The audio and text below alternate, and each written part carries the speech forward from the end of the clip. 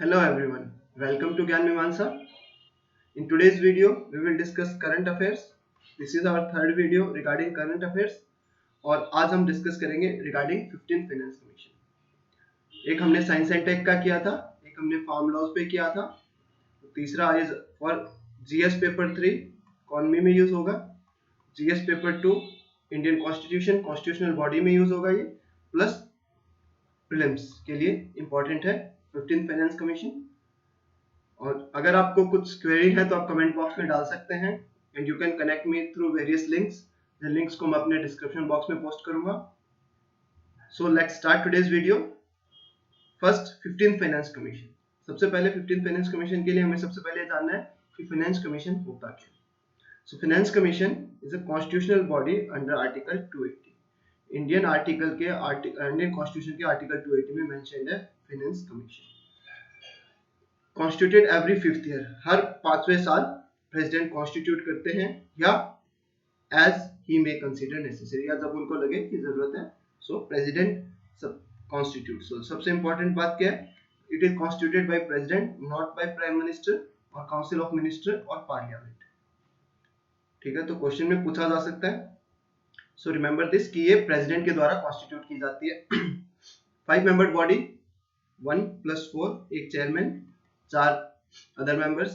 15th finance commission के जो chairman थे वो थे डॉक्टर एम.के. सिंह। सो दो मेन काम होते हैं, एक तो distribution of net proceeds of taxes, जिसको कि डिवॉल्वेबल फंड बोलते हैं। डिवॉल्वेबल फंड का कितना परसेंट स्टेट्स को जाना है, सेंट्रल पूल ऑफ टैक्सेस ये डिसाइड करता है, ये रिकमेंड करता है। और सेकंड है ग्रांट इन एड, आर्टिकल 275 जो है वो बात करता है grant in aid to states. तो उसके लिए क्या फॉर्मूला यूज करना है, किस बेसिस पे ग्रांट इन एड होनी चाहिए, वो रिकमेंड करता है।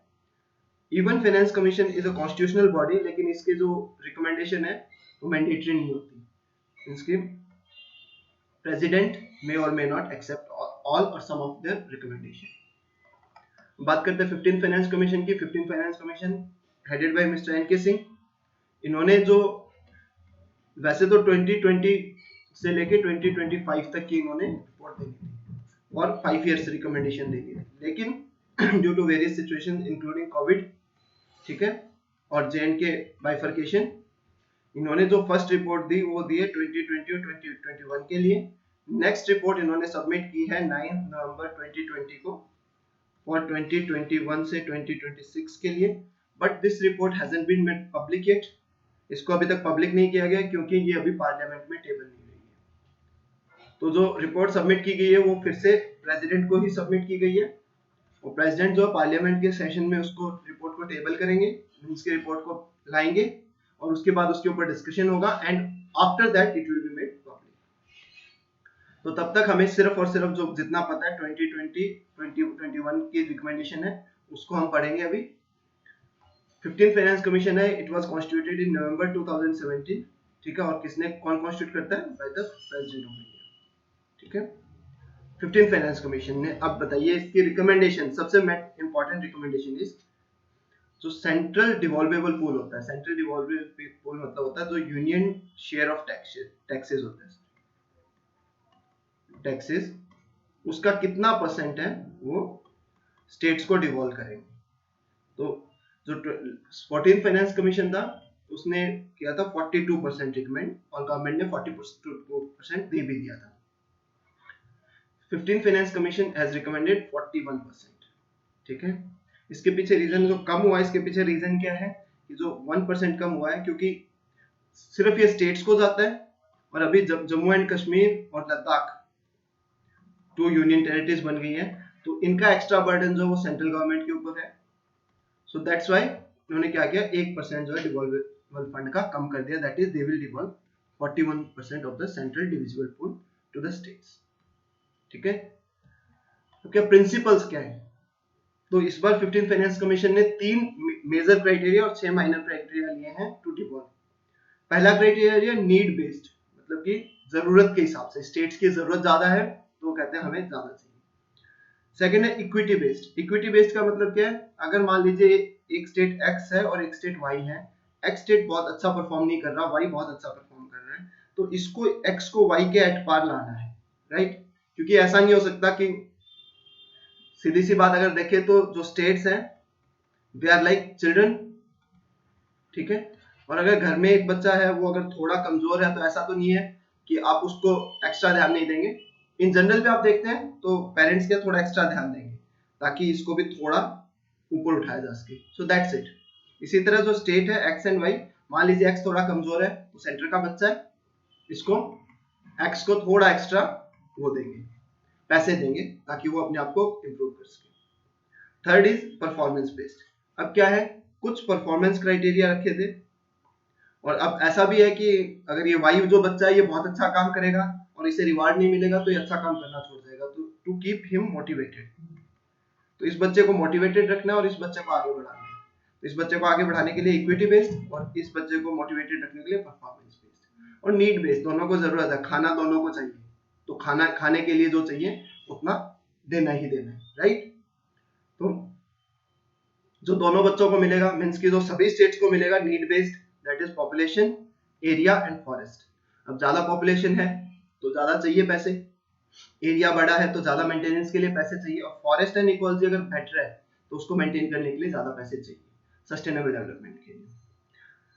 छोटा जो है दैट इज इनकम डिस्टेंस। अगर दो स्टेट्स के बीच में इनकम डिस्टेंस बहुत ज्यादा है, एक्स स्टेट और वाई स्टेट का पर कैपिटा इनकम है वो बहुत ज्यादा फर्क है दोनों में, x is a poor state, तो इसको ऊपर उठाने के लिए देखिए काफी ज्यादा डिवॉल्व किया गया है, लाइक 45%। तो मेजर क्राइटेरिया जो इस बार है दैट इज इनकम डिस्टेंस। फिर डेमोग्राफिक परफॉर्मेंस है, किसी ने अगर पॉपुलेशन कंट्रोल में टीएफआर को लाने में अगर अच्छा काम किया तो दे विल गेट 12.5%। और टैक्स एफर्ट्स, किसी ने सेंट्रल की जो गाइडलाइंस है to improve their tax base अगर इम्प्लीमेंट की है किसी स्टेट ने तो उसको 2.5% के हिसाब मतलब उसको डिवॉल्वर फंड में से एक्स्ट्रा दिया जाएगा। So these are the criteria for devolution. अब हम बात करेंगे क्या क्या है ये क्राइटेरिया। देखिए इनकम डिस्टेंस, पहले तीन क्राइटेरिया इनमें तो कोई इश्यू नहीं है। पॉपुलेशन है, ज्यादा होगी ज्यादा पैसे मिलेंगे, एरिया ज्यादा होगी ज्यादा पैसे मिलेंगे, फॉरेस्ट कवर और इक्वालिटी अगर ज्यादा होगी तो ज्यादा पैसे मिलेंगे। इनकम डिस्टेंस क्या है, income distance is states income, ठीक है। मान लीजिए स्टेट वाई है, इसकी इनकम है 100 रुपए, और स्टेट एक्स है इसकी इनकम है 50 रुपए, और स्टेट जेड है इसकी इनकम है 60 रुपए। तो हाईएस्ट जो इनकम वाला स्टेट है उससे डिस्टेंस जितनी ज्यादा है उतने ही ज्यादा पैसे मिलेंगे, ठीक है। So this is per capita income, ठीक है। जिसकी लोअर पर कैपिटा इनकम है जिन स्टेट्स की उनको ज्यादा पैसे मिलेंगे और जिनकी हाई है उनको कम मिलेंगे। Next is demographic performance.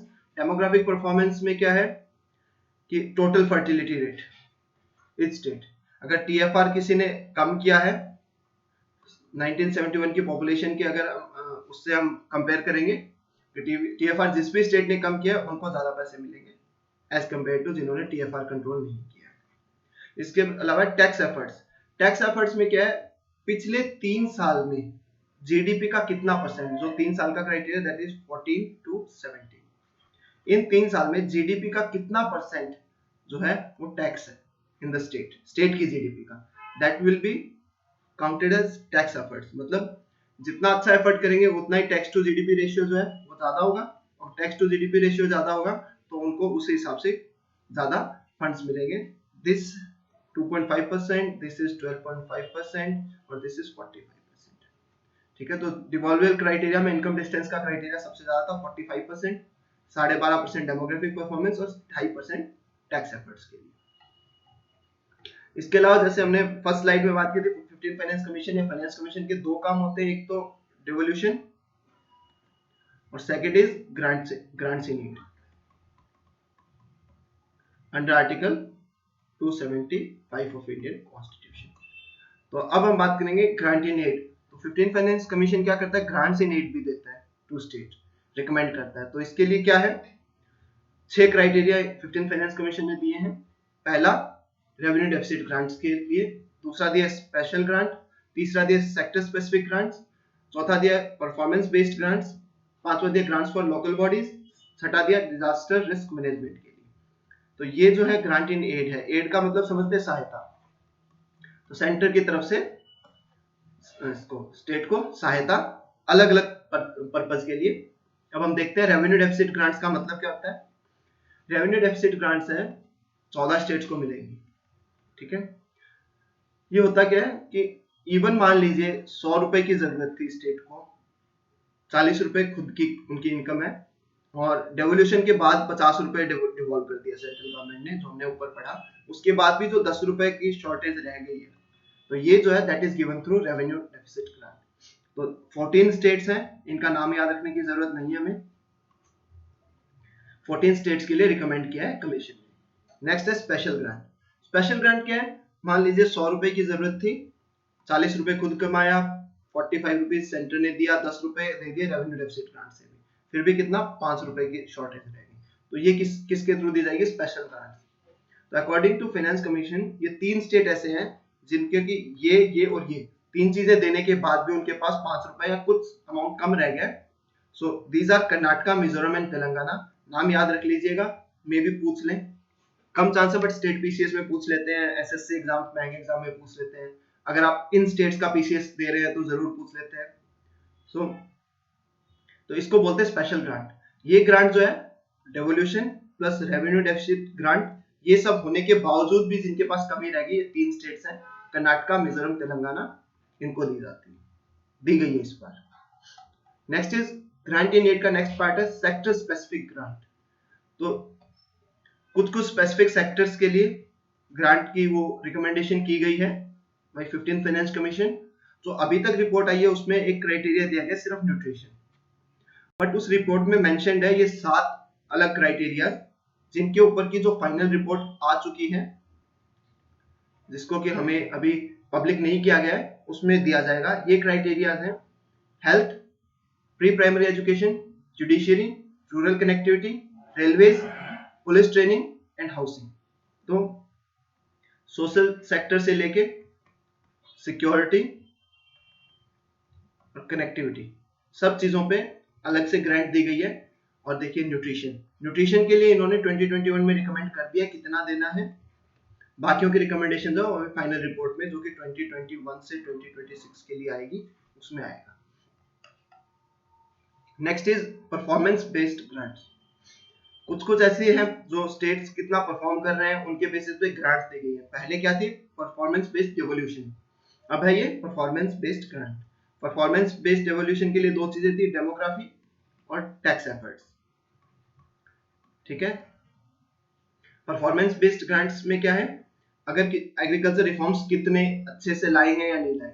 जैसे कि मैंने कल वाले हमारे फार्म लॉज वाले वीडियो में बताया था, 2017 में central government model APMC law लेके आई थी, तो उसको कितने अच्छे से इंप्लीमेंट किया गया है उसके बेसिस पे one thing.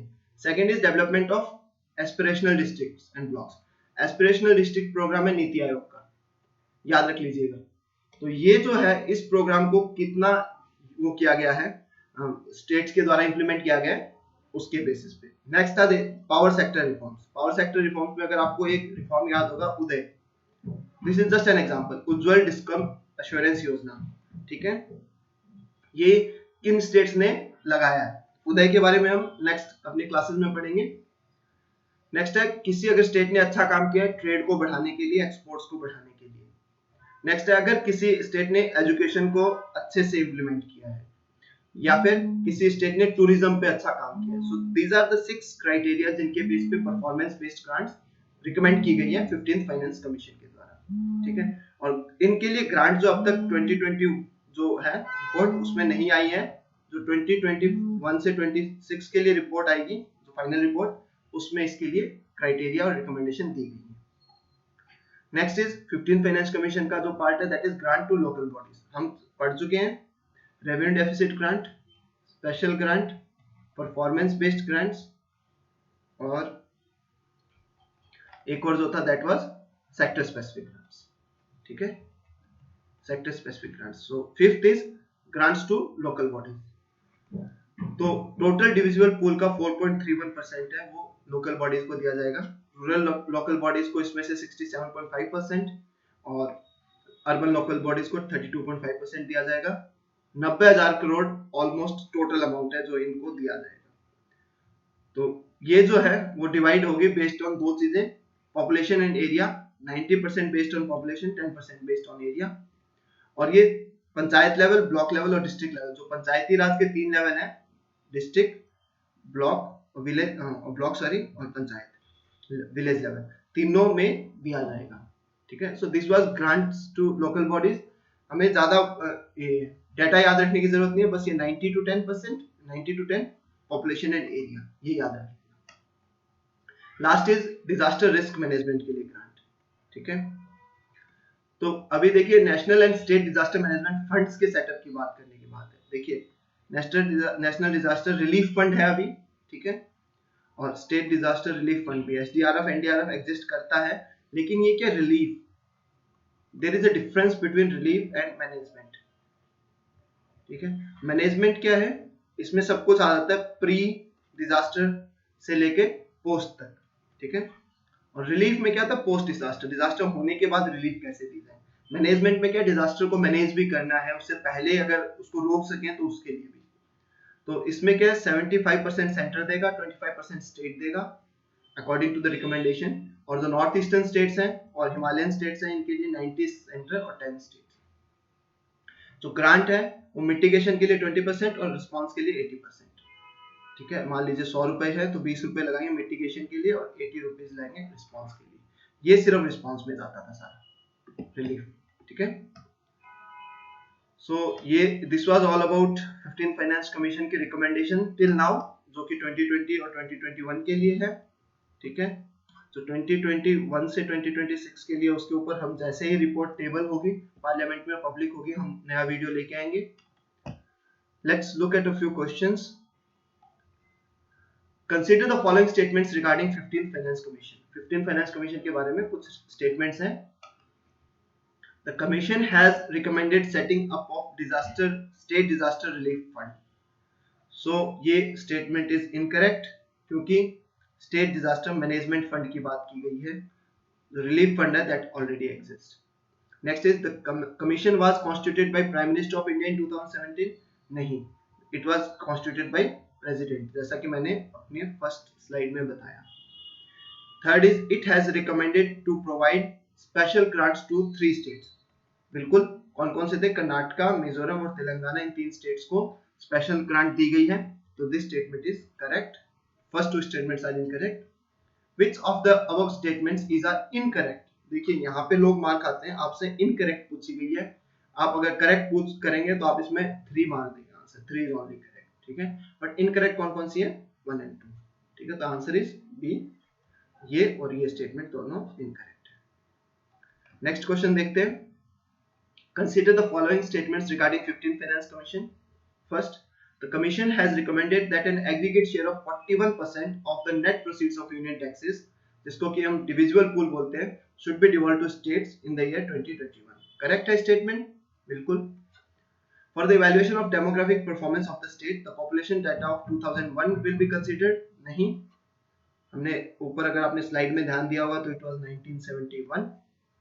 Next is the states with lower income will be given lesser funds to incentivize states with better performance. नहीं, income distance में हमने पढ़ा था, जो 45% क्राइटेरिया है, that is based कि अगर income distance ज्यादा है, मतलब कि lower income अगर किसी स्टेट की है तो उसको ज्यादा पैसे दिए जाएंगे। So statement 3 is incorrect. First 2 statements are correct. Question पूछता आपसे which of the above statement is are correct, तो first correct है, second correct है, answer is again B, 1 and 2. So this was basics about 15th Finance Commission. Most of the things we covered, हमने almost पूरा cover कर लिया, इससे ज़्यादा 15th Finance Commission में हमें बहुत ज़्यादा ज़रूरत है नहीं। जो अभी तक रिपोर्ट आई है, नेक्स्ट रिपोर्ट का हम वीडियो बनाएंगे। और अगर आपको कुछ क्वेरी है तो you can post in the comment box. And also you can connect me through Facebook page, Instagram, Telegram, ठीक है, जिनके लिंक मैं शेयर कर दूंगा। Thank you very much. Have a nice day.